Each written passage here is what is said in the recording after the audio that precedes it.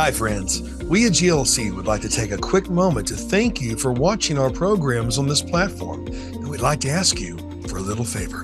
Would you please go beneath this video and click the subscribe button? Did you know that by simply subscribing to the GLC YouTube channel, you can help us financially support the programs on this platform?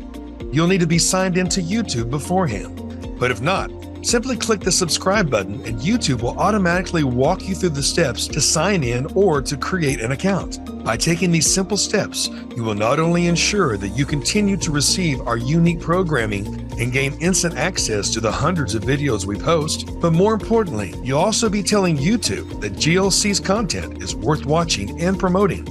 Likewise, if you enjoyed a specific program, please click the thumbs up button below, which also helps inform YouTube that this is a program worth recommending. Finally, once you have logged in and subscribed, please click the notification bell below in order to receive announcements when we post new content. As usual, feel free to post your questions and comments in the comments section below. We always love hearing from our friends and viewers. Again, thank you for watching and supporting God's Learning Channel. We couldn't spread the message of the gospel without you. Be blessed, and we hope you enjoy the show.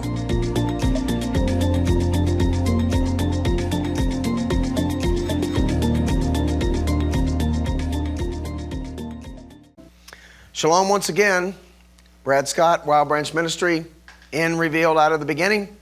Let's get right back into the end and the beginning as we left off last time talking about the thorns, if you remember, relating Esau with the thorns and this whole idea of the expression of the other seed, which is against the seed of the woman. And once again, it's not just the scriptures that are revealing this, but Jewish commentators and rabbinical literature also understanding the scriptures also see Esau and the Amalekites and so forth, the Hyksos, all as the thorns. And so the Father's given us a picture of these thorns from beginning to end. And we've been discussing several examples of these. That's one of the things that sprung up, if you remember, on the third soil in the parable of the sower. The thorns sprung up and so forth. This was the ramification of Adam when he was cast out of the garden. And this is what all of us face as we wander about the wilderness, if you will, having to fight the thorns and the thistles and the grass of the field and so forth, searching and looking for fruit, if you will, in the field. And so when we go into our New Testament, now that we've talked about in the book of Numbers and the book of Joshua, how when Israel went out into the land, when the wheats went out into the land of Canaan, the Father told them to cast out those enemies of theirs, because if you don't, they will be thorns in your flesh. And so he says that several times. So the standard has already been set. The prophecy has already been made about who the thorns in the flesh are. Now, when we get to the New Testament, you realize as we go through the narrative of the New Testament that when Paul, who I'm going to submit to you, used to be a thorn, if you will, before he. Why? Because he persecuted the believers, right? And that's the whole point of the thorns. So Paul, more than anyone else, would probably recognize the whole image of the whole thorn idea. And so when he meets Yeshua on the road to Damascus, and now was blind, and now he sees, and so forth, now he's going to he's going to go out and speak of the Messiah. He's going to follow the Messiah, just like the Messiah followed his father. So he's keeping the Torah. Is he keeping the traditions of the Jewish scribes and elders? No. He's keeping the Torah. Is he keeping the additions and the subtractions, if you will, that the Jewish leadership made to the Torah? No. No, he's not. See, that's what makes them so mad. That's what his brethren in the flesh, which makes them so mad about Paul, is because he was violating the Jewish traditions and fables and so forth, the things that were added to the Torah, but Paul was still keeping the Torah. If you remember, many times in the book of Acts, Paul is brought up by the Jewish leadership, saying that he's speaking against the laws and customs of Moses. That's what the text says. And Paul every time gets up and defends himself and says, I was doing no such thing. Everything I've done is after the fathers and the Torah and the laws and commandments of my God. Paul defended himself every time he was accused of violating the Torah or the law of Moses. He never did that. And so his worst persecutors, the worst persecutors of Paul, were his own unbelieving brethren in the flesh. And so they were thorns in his side. They were not believers, but they were persecuting him who kept the Torah. And so therefore, if you can bring this up, Kyle, when we get to 2 Corinthians 12, verse 7, here's what it says. Lest I should be exalted above measure through the abundance of the revelations. In other words, the things that the Father has revealed to him now when he took him out into the desert of Arabia, if you will, to teach him, to restore him back to God's ways through the Messiah, not the things that he had been taught. And he says, there was given to me a thorn in the flesh, the messenger of what? Satan. Who is Satan associated with? To surround and destroy life or the fish. To buffet me lest I be exalted above all measure. I'm going to submit to you that the thorn in Paul's flesh has already been revealed to us from the very beginning. That's what the thorn was. And so when we also read in Matthew, which is Matthew 27:29, Yeshua, of the two people presented to the masses, the one who kept his own commandments that he wrote, his enemies, those that did not like what he was doing, they put a crown of thorns, and notice where they put it, on his head. And they mocked him, saying, Hail, King of the Yehudim, and so forth. Come on back to me, Kyle. And so I'm going to submit to you that these are already revealed to us from the very beginning. Who these thorns are always going to be those who are against the other seed. They can come in various forms. Some of the models that we are shown is the unbelieving Jewish leadership at his time. But once again, among the Jewish leadership who were honoring them with his lips, Yeshua said, but their hearts are far from me, meaning what? What you're seeing on the outside is one thing, lips, but what's going on the inside is another thing. Remember that image that we've been constantly talking about. So they've been honoring me with the lips, but their hearts are far from me. And so they are demonstratively presenting the evidence or the expression of the other seed, which ultimately is out to destroy Israel. Now, who is Israel once again? Paul said not all of Israel is of Israel. It's always those who are children of God, not children of the flesh. And so they're out to destroy the seed of the woman.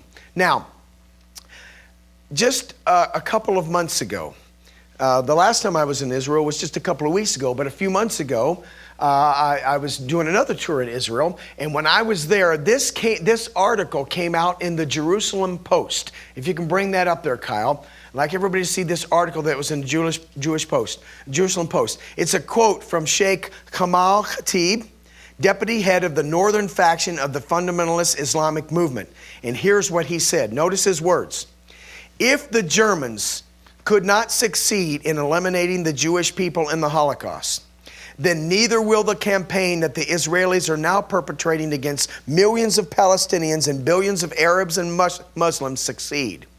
In the beginning, in 1948, we were 450,000 Palestinians. And today, we are 300,000 thorns in their sides and rocks in their chests. Now come on back to me, Kyle. Once again, I don't think it's something to be shoved off to the side, the fact that they recognize themselves as being these thorns. I'm going to submit to you because of a misunderstood religious view of what the two seeds really are in Genesis 3:15. We have come to understand, when I mean we, I mean the dominant religious system in Western religions. We've come to understand that Israel is Jews and Jews is Israel. And that's not true, and that's for another whole program. The Jews, Yehudim, are just one of the tribes of Israel. So Jews are of Israel, but Israel is not Jews, all right? Israel's all 12 tribes and so forth. Now, I'm not going to go into the details of that right now, but because of a misunderstanding of who the seed is, because the world, I'm submit to you, the world does not quite understand who the seed is either. And so the world, if you've ever been to Yad Vashem is the hand of the name and so forth, is the Holocaust Museum in Israel. Any of you listening to me right now that have been through the Holocaust Museum, you know what happens to you, the feelings, the horror that you get when you're walking through that museum. And you see the world at that time led by Hitler, if you will, thinking that because they destroy those who are ethnically Jewish, that they're destroying the seed. Because they misunderstand what the seed of God is all about, and they're focusing on the seed of man. And because they're focusing on the seed of man, which only produces another man, they think by eliminating people who are ethnically Jewish, they can destroy the seed. And so you'll know from the testimony that you see in the Holocaust Museum that they were out to destroy Jews. It did not matter of the faith or status. The point was that they were Jews. That's all they cared about. And you see that testimony when you go through the museum. It did not matter if they were loyal, if they were Jews loyal to Germany. It did not matter if they were Jews who didn't even practice Judaism. They were Buddhist. It didn't matter what their faith was. If they were Jews who were Christians, whatever, it didn't matter. It's the fact that they had Jewish last names and they had Jewish blood flowing through their veins that they were destroyed in the Holocaust. And so the good news, of course, is that the true seed is all those who believe, regardless of whether you have a Jewish last name or not. That's what the world failed to see. And that's why they can do that again, and they will not be able to destroy the seed of the woman, because the true seed of the woman is all those who believe. And we are scattered all over the world, and we have all kinds of last names and first names. And God deliberately did that to protect the seed of the woman.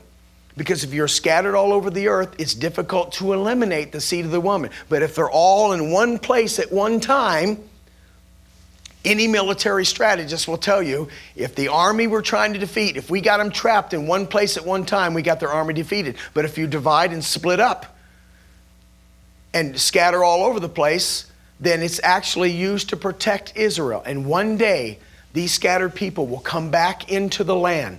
And when they come back into the land, they're going to drag a whole lot of people like you and me with them, who have been grafted in with them. Because when that tree comes back, all the branches of that tree, whether they're natural branches or grafted in branches, will all come back with the same tree.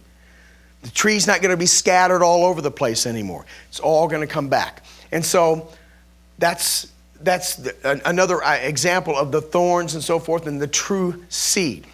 Now I want to shift gears here a little bit, and I want to talk about some other words that are identified with the wilderness.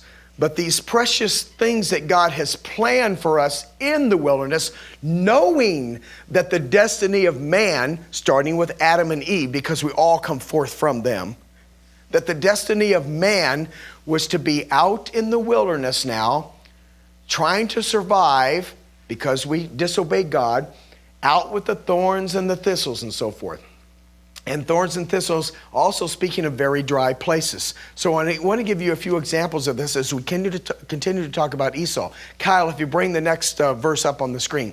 In Shemot, that's Exodus, chapter 3, verse 1. It says, "Now Moses kept the flock of Jethro, his father-in-law, the priest of Midian. He led the flock to the backside of the desert and came to the mountain of God," this would be Sinai, "even Horeb." Now Horeb is from the Hebrew root Chorev. Chorev, which is C-H-O-R-E-V there. It means a desert or a waste place.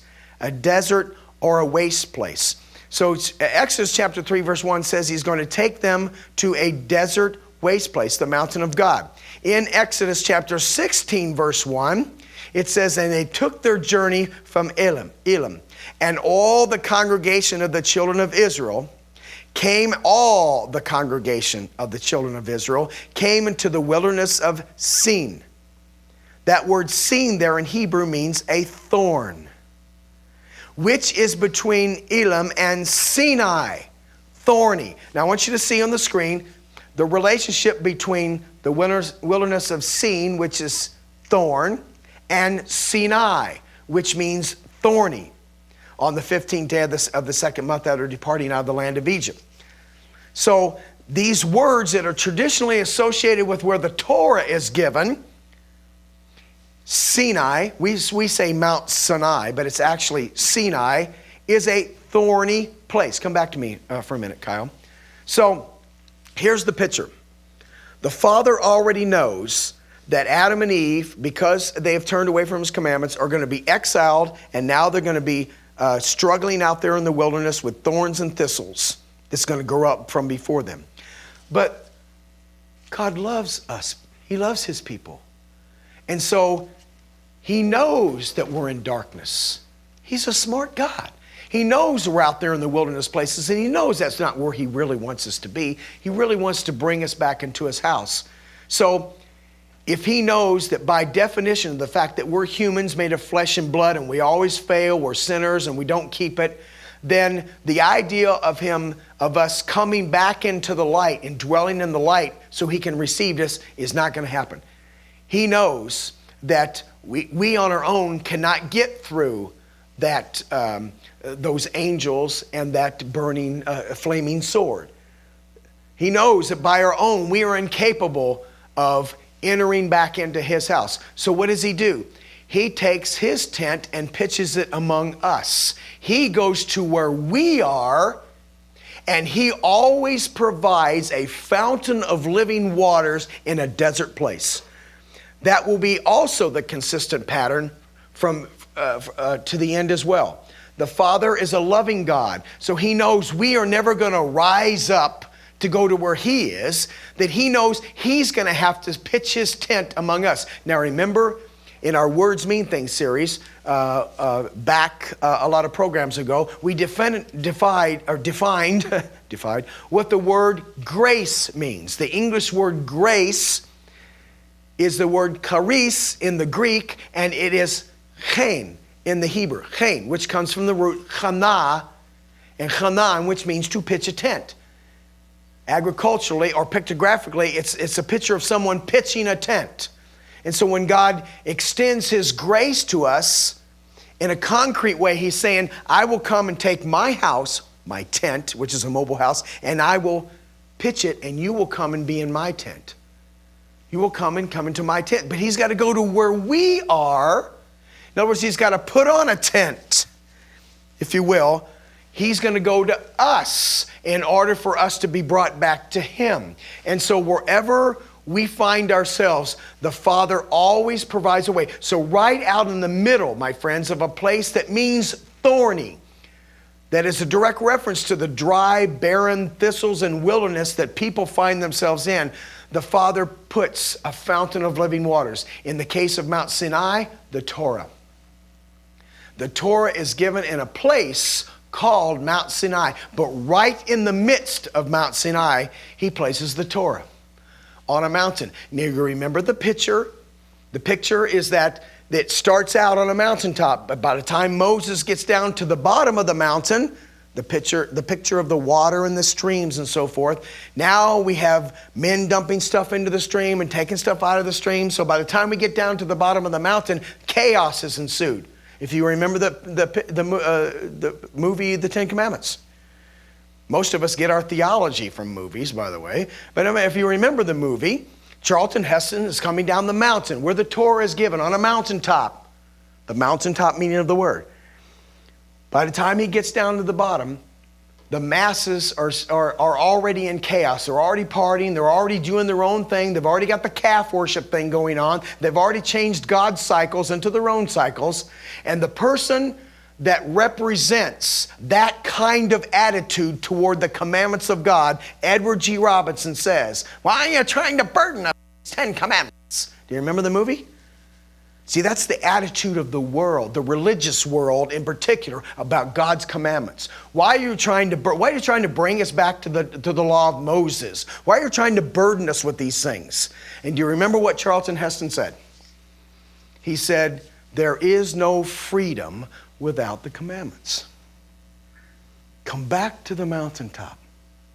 There is no freedom without the commandments. So the Father provides a way right out in the middle of a desert wilderness. He provides a fountain of living waters wherever they go. Even when they go, if you remember, when they leave Egypt and they're heading toward, if you will, the promised land, they're thirsty, they need something, they're out in the wilderness. And what does God do to the rock? What did Moses, who represents the Torah, what does he do to the rock so that they'll have water? The Father always provides for them. In Exodus chapter 25, verse 40, the patterns are always shown. It says, and they shall make them after their pattern, which was showed thee on the mount. In Exodus chapter 25, verse 40. Go ahead and bring that up there for a minute, Kyle. If you bring that scripture up there, there you go. When they're building the tabernacle, when they're getting ready to build the tabernacle, remember he tells them to bring all their stuff together as their heart wills them to do. Remember Exodus 25:1 starts out with, bring them according to the willingness of your heart. In other words, their heart's led. Now that I've saved you and I've delivered you out of Egypt, planted the seed, now your heart will guide you because you've got the seed in it. And so they did what God told them to do because they had it in their heart to do so. And so they did, and they brought all their materials in gold and brought them together in order to make the tabernacle. And he says to make the tabernacle after their pattern, which was showed thee on the mount. So the pattern for the tabernacle was showed them in the midst of a place called Thorny. He shows them the sun, because the word for pattern there in Exodus 25:40 is tavnitz. See the English word pattern. In Hebrew, that is tavnitz. Tavnitz. Now, the heart of the word, the root of the word tavnit is ben, sun. Sun. Because the Son is supposed to be after the pattern of the Father. And so the word here is the Son. Look to see that you make this tabernacle after the Son. See, the tabernacle is supposed to be a picture of the Messiah and his body. Not just the head, but his body. And so it's translated as pattern in the English, but the root is the Son. So right in the middle of the mount where they found themselves, come on back to me, Kyle, right in the middle of a thorny place that they found themselves, the Father puts the Torah and the pattern of the Torah, which is what they're going to make the tabernacle after, is the Son. The reality, my friends, is that Messiah is the Torah and the Torah is the Messiah. We keep trying to make the Messiah over here and the Torah over there. So therefore we have two major religions in the world. One receives the Messiah and rejects the Torah. The other one accepts the Torah and rejects the Messiah. When the Father's desperately trying to tell us that it's a matter of which one comes first. Not one or the other. One or the other is Greek thinking. That's that either or thinking process that we talked about before. It's either the Messiah or the Torah. You choose. When I go to my religious brethren in America, and I'm wearing my tzitzit and I'm observing the commandments of God and so forth, they lay that proposition before me. Brad, you need to either choose between the Torah or Jesus, one of the two. You can't have both. Choose the Torah or choose Jesus, one of the two. And then when I go to Israel, among the Israelis there, and I obey God in the same way over there as I do over here, they tell me the same thing. You either need to do this Jesus thing or do the Torah. You can't do both. I'm getting the same message from both sides of this Greek thinking process. When the reality is that the Word of God, the Torah, became flesh and dwelt among us, and you and I are grafted into the Torah. So it's not a matter of one or the other. Now, continuing this idea of the tares and so forth, now we're going to get into a slightly different subject, but it's related to things that are worthless, and that is in Matthew 3:12. Bring that up for me, Kyle. Matthew 3:12. Yeshua is before the threshing floor. And he says, whose fan is in his hand, and he will thoroughly purge his floor and gather his wheat into the garner or the barn, and he will burn up the chaff with unquenchable fire. Now this word chaff in the English, which is motz in the Hebrew, motz. This is a picture not of the separating of the wheat and the tares. This is not what's happening here. This is the separating of the wheat from the chaff. Chaff is not a tare. Chaff is not a tare. Chaff is something that's produced by wheat. It's the worthless part of the wheat. So wheats, the Father, come on back to me, Kyle. The Father knows that us, his people, the wheat, sometimes are not very effective at producing fruit, but we still are indeed wheat. Okay? We have some fruit, but then we have a lot of chaff mixed among us. And it's not that chaff that's going to enter into the kingdom. So there will be a burning away of that in the latter days to separate the wheat from the chaff. So the chaff is something that the wheat, I believe, is infected by being around the tares. So I think it is the presence of the tares among us all the time. You can just see that as the world system as well, that causes us as wheat to stumble, and we don't do things right all the time, and we're still doing things that are right. So those of us who are wheat, we do produce some chaff.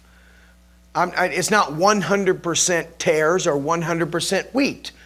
There's a little bit of good that the tares do, and the wheat sometimes do things that are wrong. But by wheat, we should always, if you will, go back to the very nature of what we are and so forth. And I think this is an important thing to grasp, too, as to who we are in the Messiah. So there's a difference between the tares and the chaff that the wheat produces. Either way, in the end of times, there will be no chaff and there will be no tares. In the end of times, there will just be the wheat. So next time we're going to continue with this idea of the wheat and the tares and the chaff. And I'm going to give you some quotes, some of the quotes from the rabbis as to how they understood the whole life of Abraham, Isaac, and Jacob, and their relationship that they had with the chaff and the tares and so forth. Because they're going to see the exact same thing. And there's some very interesting prophetic statements that they understand through these agricultural principles as well. So, on our next program, we'll continue with this. So in the meantime, cling to your roots that your days may be long and that you will prosper in everything you set your hands to do. We'll see you next time. Once again, Shalom Aleichem.